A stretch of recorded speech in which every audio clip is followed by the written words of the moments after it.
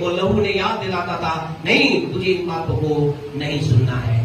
आज आपसे कहना चाहते आपको मुझे भी क्या करना है, अपने कान पे इस लहू को लगाना है और हर घड़ी याद रखना है हमारे कान शुद्ध किए गए हैं। हालेलुया, आपके कान शुद्ध किए गए हैं, मेरे कान शुद्ध किए गए हैं, हम सबके कान शुद्ध किए गए। क्या सुनने के लिए? परमेश्वर की बातें और परमेश्वर की आवाज सुनने के लिए। अब हमारे कानों के लिए आपको याद रखना, आप और मैं इन कानों के अंदर दुनिया के गीत नहीं सुन सकते।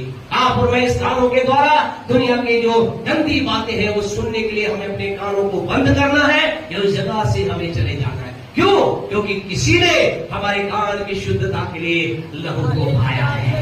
एक कीमती लहू बहाया गया है, एक कीमती लहू आपके लिए बहाया गया है। आपसे कहे आपके कान अब हर बात सुनने के लिए नहीं है, मेरे कान अब हर बात सुनने के लिए नहीं है। मेरे कान पर एक लहू लगा हुआ है और मुझे जैसे पुराने नियम में याजक को वास्तविक तौर से दिखाया जाता था।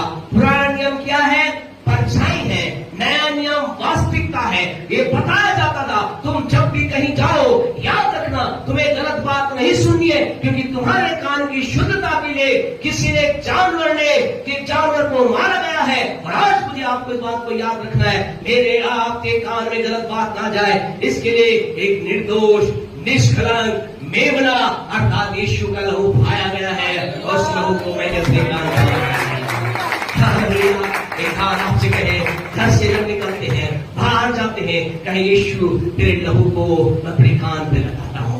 आपसे कहे आप लगाना इस कान पर लगाना, ताकि आपके कानों के अंदर दुनिया की बात नहीं परमेश्वर की आवाज सुनाई दी।